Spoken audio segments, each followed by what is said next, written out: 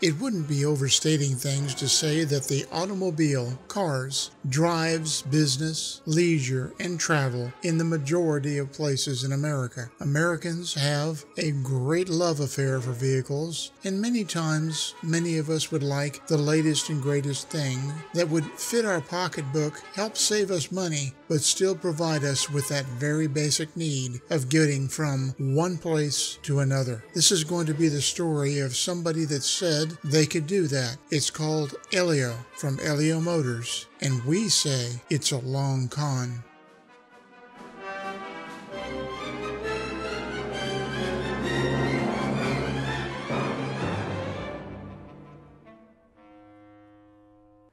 We're going to produce this new vehicle in Shreveport, Louisiana. Its claim to fame is it gets 84 miles per gallon. It's engineered to a top safety rating, and sticker prices for $6,800 with 90% North American content. We believe this project is important for several reasons. First of all, we can create thousands of new American manufacturing jobs. Second, we can drastically change our fuel usage profile. After 5 years of sales, we can reduce total U.S. gas consumption by 0.35%. That's a meaningful number. That changes our carbon footprint. It changes the amount of foreign oil need to be purchased. Our business model is also unique. We build it two ways, a standard and an automatic. That's it. Both come standard with air conditioning, power windows, power door locks, and a stereo. All the upscale content you're used to finding on cars is available for the Elio, but it's added post-manufacture. So you can get your leather seat, you can get your blind spot detecting mirrors, but you're not forced to buy an entire package, so you don't have to buy all the things you didn't want to get the things you do want. In addition, we have partnered with Pep Boys to be our authorized service provider. So we have 800 service locations day one. To find out more about Elio, go to eliomotors.com. Like he said, that was Paul Elio speaking in 2014 about his namesake car that he intended to bring to market in the United States. Elio Motors was conceived first in 2009 and ever since then has been raising money, or at least trying to put a car on the road with three wheels. The idea being that a smaller, lighter vehicle didn't use as much gas, and when it was first announced, gas prices were high, as much as over $4 a gallon. Certainly it's different now, but then it made a lot of sense to produce something that might just save a lot of money. They made some more claims for it, that they could do this all in the United States and for a low price of $6,800. All of that tended to change as time went by, but we'll get into that later. In the meantime, let's take a look at what they were saying about Elio. Thanks. So, as Jerome mentioned, this is our first auto show. We took it to the Consumer Electronics Show this year, and CNET named it as one of the 10 most talked about items at the electronics show. And then they had a vote of the 10 most talked about items, which one would you most like to take home? We walked away with 79% of the vote. Second place was 6%. And so we had so much fun in the electronics show, we thought maybe we ought to try an auto show, right? So no, it's really good to be here. And I just want to let you know about what we're doing and why we're doing it. Now pay very close attention to this and everything that follows, because it lays out a blueprint that not only will Elio not follow, but you'll have to question whether or not some of the things were legal at that time. Whether your biggest concern is our trade deficit due to foreign oil or our carbon footprint, the answer is the same. Use less oil. And Elio can do that in spades. At our nominal business case volumes, after 5 years of sales, we can reduce total U.S. gas consumption by nearly 0.5%. I absolutely believe we need to make things in this country and eventually make and export things from this country. This is going to be built in Shreveport, Louisiana with 90% North American content. So it's truly an American project. We can make the best stuff in this world for the cheapest, and I got the data to back that up. And we'll create tens of thousands of American jobs along the way. In selling, this is called an appeal to a pain point. Even at this juncture, people knew we were losing manufacturing jobs in the United States. Paul Elio is trying to convince them that he's going to bring them back. Economics probably might have more to do with it than Elio. The value proposition is incredibly strong. It's 84 miles per gallon. Safe, as you can see from the videos up there. Those are the standard automotive tests that we're designing to. Built in Shreveport, like I said, and sticker pricing for $6,800. Either one of those stats by themselves is impressive, $6,800 or 84 miles per gallon, but the and is what makes it special. So we can run a program called Let Your Gas Savings Make Your Payments. Now, you don't have to buy it this way, but it works this way whether you buy it this way or not.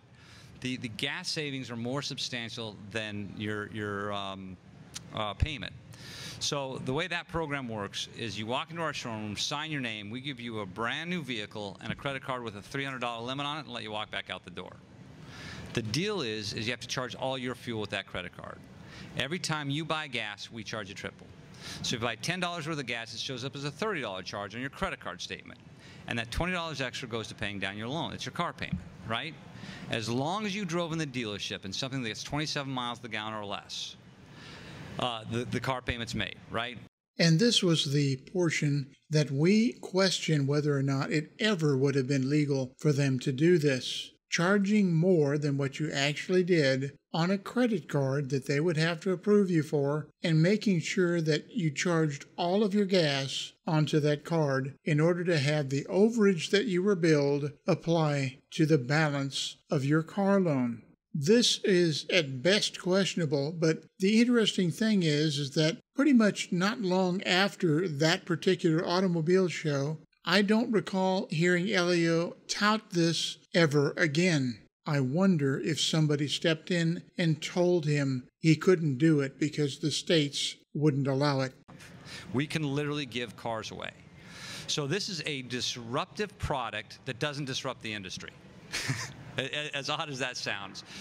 It does sound incredible, doesn't it? In fact, it sounds impossible. If you were dazzled by, well, the appeal to the pain points, needing manufacturing jobs, buying something on the cheap that would give you an incredible amount of bargain, well, yeah, you might probably have been one of the thousands of people who plunked down a deposit of between $100 and $1,000 for merely a place in line to get an Elio, a car, or basically a modified kind of motorcycle that had not even been produced yet. Now, this isn't the first time that the American automotive public became enamored of a three-wheeled vehicle. This one, for instance, from 1937, is a good example, but they go back even farther and in various ways. Either one wheel in front or two wheels in front has been the mainstay for a number of years. There is even a recorded instance in 1975 of the Dale. This was a vehicle that made a lot of claims similar to those seen for the Elio and caused a lot of people to look at the Elio a bit suspiciously, since the Dale was determined to be a scam and the person that promoted that one went to prison. Nevertheless, Elio Motors soldiered on in their attempts to raise money to produce their three-wheeled wonder. Problem was that, well, they never could quite seem to produce it. They started by raising money through their own website, getting people to front them money in the form of various kinds of deposits in order to produce an Elio. They used the deposits to supposedly reserve themselves a place in the production line once the cars were being made. Later on, they raised even more money once federal regulations went into play that would allow them to crowdfund and sell stock, which would allow them to have the money they needed to begin production. Of course, as time and events proved, this may not have been the wisest monetary investment. There were people that knew this early on, especially after a test drive was filmed by the Road and Track magazine people. And, well, we'll let that test drive speak for itself. Yet should be pretty affordable though. Next year. Thank you.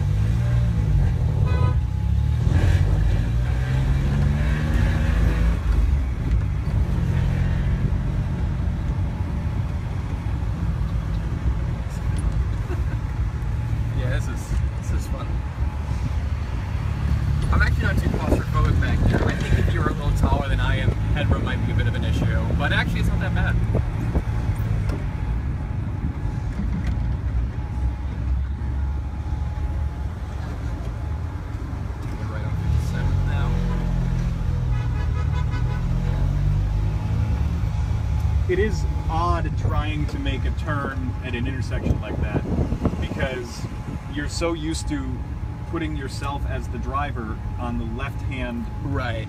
the left half of the lane, and so it's fine when you've got lane lines because you can judge based on where the fenders are, the front fenders, but in an intersection you do have to think about it a little bit.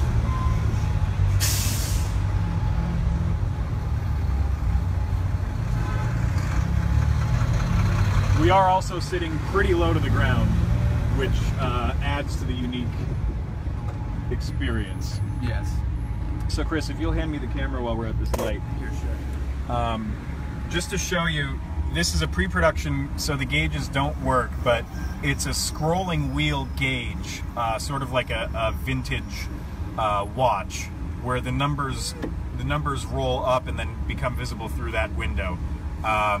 The gauges are not connected in this particular car. And steering wheel is a normal steering wheel, normal 5-speed shifter, normal handbrake, everything you would expect in a normal car.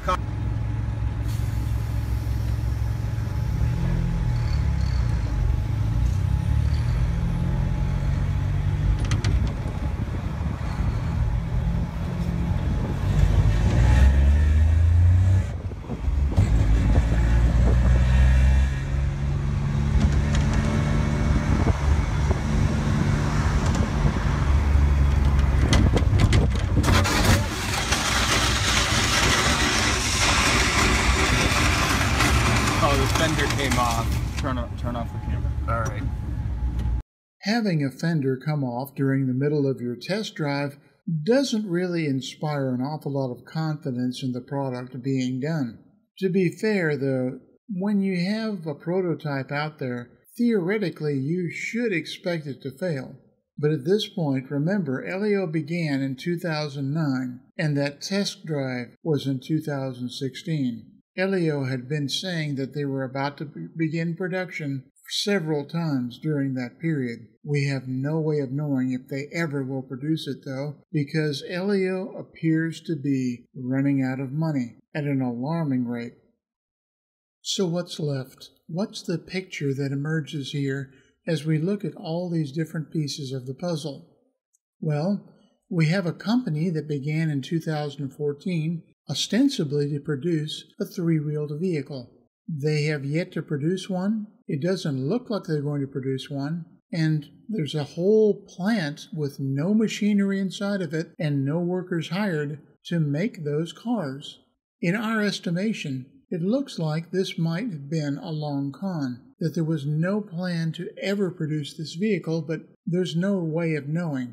There is a trail of SEC paperwork that could have been accessed by anyone and found out just how bad things were at Elio. The fact that they had burned off so much money is unbelievable. Well, when it comes to crowdfunding, it is your money. Invest it wisely.